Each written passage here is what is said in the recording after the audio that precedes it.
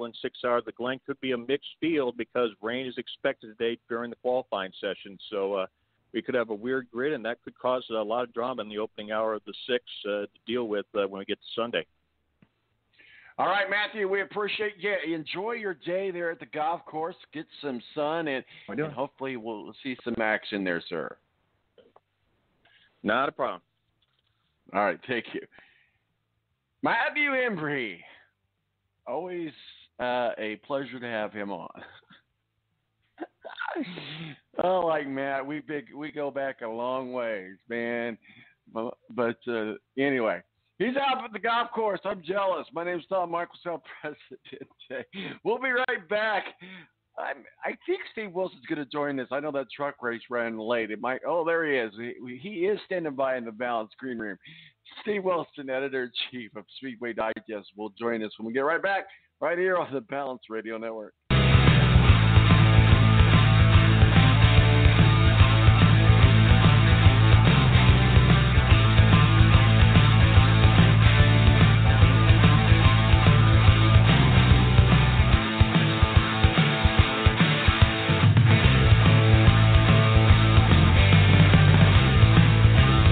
The Air National Guard is a reserve component of the United States Air Force and serves alongside active-duty Air Force members in times of a national crisis. In addition, the Air Guard serves the state and local community in a wide range of capacities.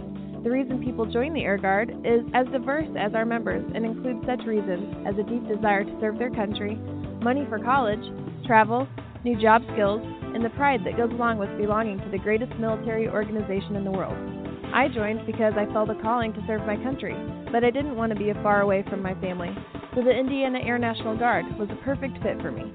With over 95 different career opportunities to choose from and 100% paid college tuition to any state-funded college, why not give us a call? Call 1-800-841-3103 or visit online at goang.com to find out more. Again, that's 1-800-841-3103. The Air National Guard, guarding America, defending freedom. It's double trouble, double the fun at African Safari Wildlife Park in Port Clinton, Ohio. See the largest antelope on Earth, the giant eland, and the ugliest creature on Earth, the African warthog. There's so much to see and do, including the Midwest's only drive-through safari. Feed the animals, see live educational shows, feel the excitement. Have your picture taken with a python or cockatoo. Feel the adventure. Shop the Symbol Lodge gift shop with items available from around the globe. Visit the snack bar or picnic facilities. Enjoy a pony or camel ride. Or cheer your favorite porker on to victory in the famous Pork Chop Down. Bring your family to see the rare and exotic animals at African Safari Wildlife Park in Port Clinton, Ohio. Just take Route 2 to the Route 53 North exit and follow the sign. Only 17 miles west of Cedar Point via Route 6. Open every day, rain or shine. When you don't go to Geico.com, car insurance can be confusing. Like Swedish techno confusing. Bark, bark, meow, meow. Dance with me, purple cow. Bark, bark, meow, meow. Ooh, you lovely cow. Geico makes it easy. With 24/7 access, all you have to do is go to Geico.com and you could save money on car insurance. It just makes sense. Unlike, you know. Dance with me, purple cow. I like your moves. When you don't go to Geico.com, car insurance can be hard. Like early 90s heavy metal hard. I'm yelling and screaming and I'm loud. Roar. Geico makes it easy.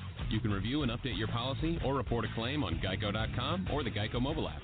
Because shouldn't we all have a little less stress in our lives? I'm not even upset about anything. Tonight, I just wanna take you away. Throw your hands up in the sky. Let's set this party alright.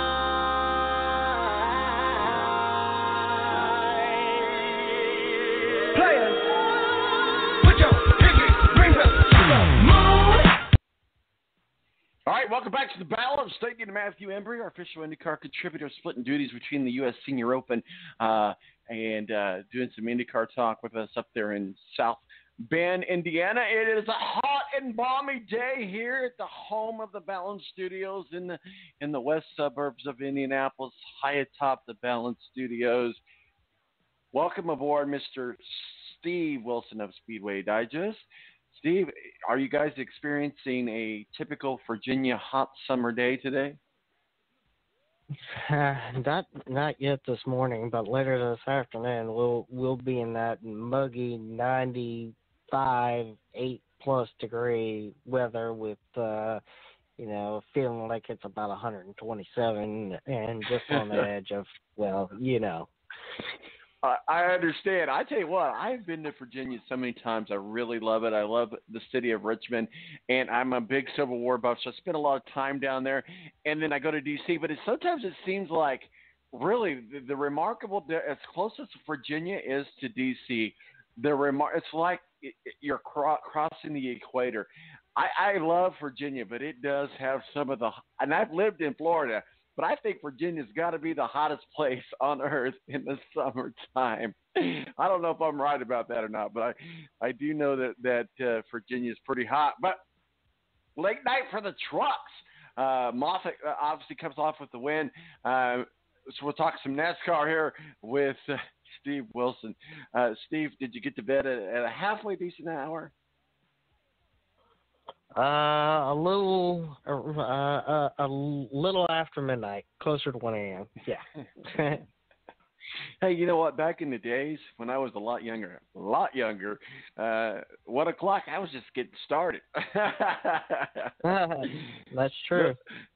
Those days are long over. Just out of curiosity, we talked about this offline, but this is a couple weeks in a row where they've rolled off the trucks kind of late.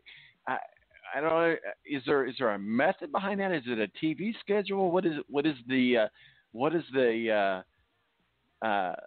method to the madness, if you will, for the trucks rolling off so late?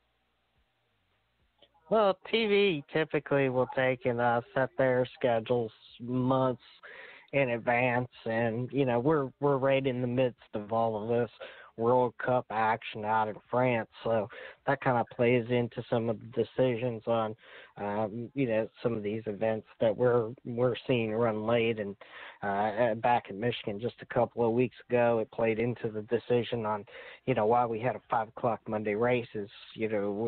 Fox has commitments to cover the World Cup, so a lot of these things play into TV schedules. Mostly the TV partners have a lot of input on what time these races do run. NASCAR has a great degree of love to set the times of these events, but they work with many different partners. Years ago we always used to say that, everybody came home from church and you knew that the race started at the same time every single week, except for a handful of races a year, like the Bristol night race and Richmond and a couple of odds and end others. But now there's so much more content on TV these days than we ever had before. So we have to work with the partners, and NASCAR has to work with everybody to make sure that it works for everyone, because without the TV partners, unfortunately, we don't get to watch NASCAR. So we sometimes have to play the TV partner game and their other commitments at the same time. So what you're saying, it's all about the money. It's all about the pesos. It's all about the green. Oh, I get it. I totally get it. I understand. Yeah, exactly. Well, let's talk about last night's truck race. Obviously, Toyota had a great night last night, but Brett Moffitt, obviously a Chevy, but Toyota, for the most part, in the top 10, outside of Matt Crafton and Ross Chastain and Stuart Friesen. The rest of those are all Toyota in the top 10.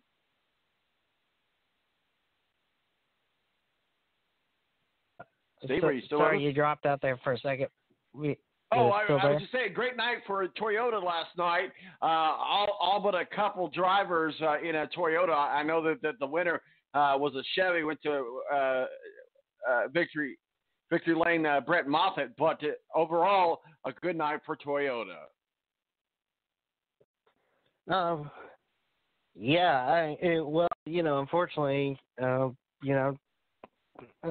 somebody else's bad days or somebody else's good days, and we saw a lot of that outdoor sport last night with the Fords. Every one of them had engine problems at some point, either prior to or during the race. Some of them were put out. Yeah, but as far as Toyota is concerned, they've been long dominant in this series. They fund a lot of these teams, and especially Cobblers Motorsports out there has the resources, TRD behind them to be competitive week in and week out. And I know we've talked a lot in the last couple of weeks about Cobblers Motorsports, and some of their young drivers just haven't been performing as well. But I think they've heard the call on that, and we're starting to see them come to the top. I honestly, I think that we're going to start seeing, some of these drivers, Harrison Burton and Todd Gilliland, come back up there and probably be competing at a higher level because when Kyle Busch speaks, sometimes Kyle Busch needs it. But it was kind of interesting to the fact of Brett Moffitt came in under with no funding this weekend, blank hood on that truck. This is the same race last year that we heard that Brett Moffitt was not going to be able to come and race at, and it would stop his championship run that we saw in 2018, and GMS committed to bring him there this week. No sponsor at all, and he went to victory lane. So for Brett Moffitt, he said some of the the Iowa, Chicagoland kind of kicked off his championship run in 2018. This is his second win. The first one was handed to him after disqualification by Ross Chastain a couple of weeks ago, but this is his first official win where he actually took the check flag, got to celebrate it and all.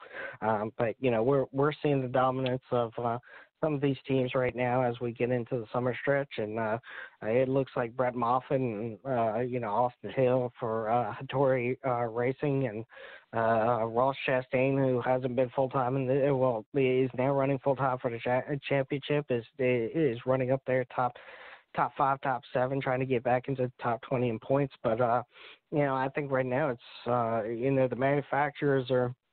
Chevrolet puts a lot of money into this. Toyota puts a lot of money into this. But, we only see a handful of, teams out there, super teams that seem to come to the top. And, I think we're seeing that right now with, GMS Racing, Hattori Racing, Cobblers Motorsports. This weekend, they roll into Chicagoland. Chicagoland been around for a long time. A lot of people we don't really talk a lot about Chicagoland, but I tell you what, I remember back when Tony Stewart was the rebel, if you will. I think it was 2004. He got in a big fight out there. He came in contact with Casey Kane, and there's a big fight between the pit crews. Remember that?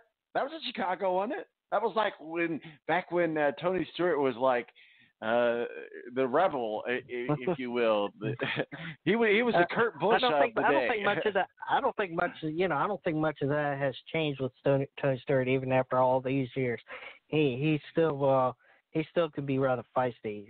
Even in his older age. He's not really that old, but in his older age, I think he can probably carry a candle to some of these drivers out there today.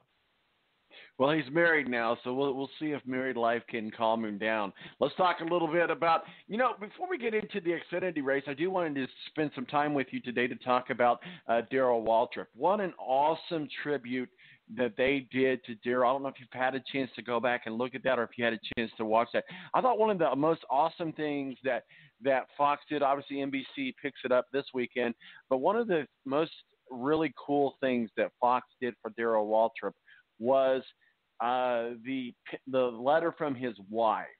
And, we take for granted what drivers go through on a day-by-day basis.